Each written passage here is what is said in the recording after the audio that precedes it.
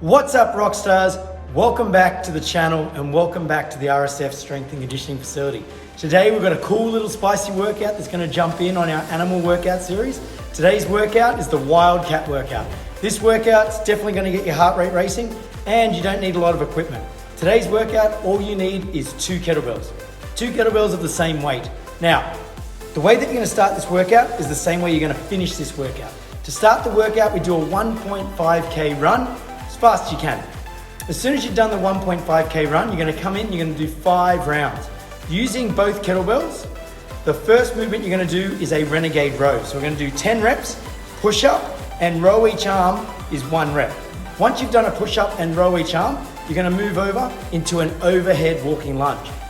Dual clean the kettlebells, place them above the head, 10 walking lunges with the weights above your head.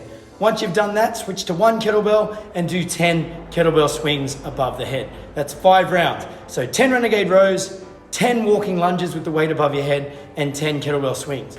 Once you've done 5 rounds, you finish off with that 1.5k run, just to top you off at the end. All right, let's do it, the Wildcat workout. Let's get it done.